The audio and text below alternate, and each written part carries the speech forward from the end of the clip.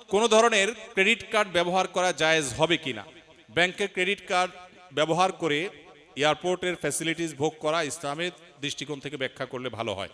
Generally credit কার্ডগুলো যেই পলিসিতে ক্রেডিট কার্ড ইস্যু করে সেটা আসলে সুদের ভিত্তিতে হয়ে থাকে। অর্থাৎ ক্রেডিট কার্ড ব্যবহার করে আপনি যা কেনাকাটা করবেন নির্দিষ্ট সময়ের ভিতরে যদি আপনি পরিশোধ না করেন তাহলে সেক্ষেত্রে আপনাকে সুদ দিতে হবে। ইসলামী ব্যাংকগুলো যেটা করে সেটা হলো যে আমরা সুদ নেব না, এটাকে তারা বিভিন্ন নামে সার্ভিস চার্জ হিসাবে বা বিভিন্নভাবে তারা কেটে থাকে।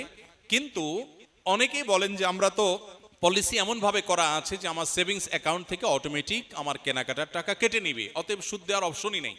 এরকম হলে তিনি তো সুদ থেকে বেঁচে আসেন, কিন্তু যে এগ্রিমেন্ট হয় সেখানে তো লেখা থাকে যে আমি যদি পরিশোধ না করি এবং নির্দিষ্ট টাইম পার হয় তাহলে আমাকে অতিরিক্ত পেমেন্ট করতে হবে। এটা আসলে সুদের চুক্তি, এই জন্য এটা আসলে জায়েজ হয় না। এখন যদি কোনো ব্যাংক এরকম শরিয়ার সব শর্তগুলোকে মেনে কার্ড ইস্যু করতে পারে, সুদের ধারে কাছেও না থাকে, তাহলে সেটা জায়েজ হতে পারে, কিন্তু এটা সুদূর পরাহত। আমি আমার বন্ধুদের প্ররোচনায় পড়ে জিনার মতো কাজে নিজেকে জড়িয়ে ফেলেছি, নাউজুবিল্লাহ।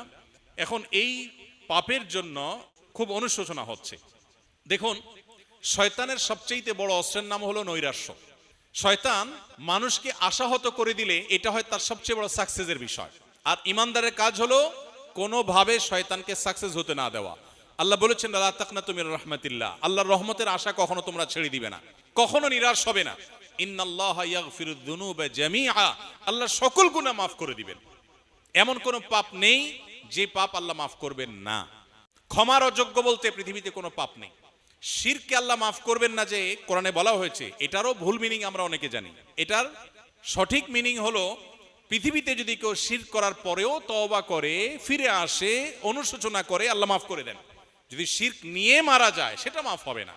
অতএব জেনায় লিপ্ত হয়ে গেছেন কোনো তরুণ, নিজের পাপ বুঝতে পেরে আল্লাহর কাছে ক্ষমা প্রার্থনা করেছেন, আর কখনো সে পথে ভুলেও পা মারাবেন না এই মর্মে সংকল্প করেছেন, এই কাজগুলো যদি কেউ করেন আল্লাহ তাআলা নিঃসন্দেহে তার গুনাহ মাফ করবেন।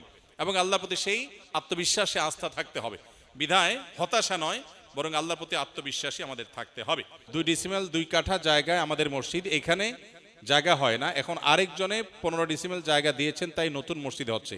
এখন পুরাতন মসজিদ কি করব, দয়া করে জানালে ভালো।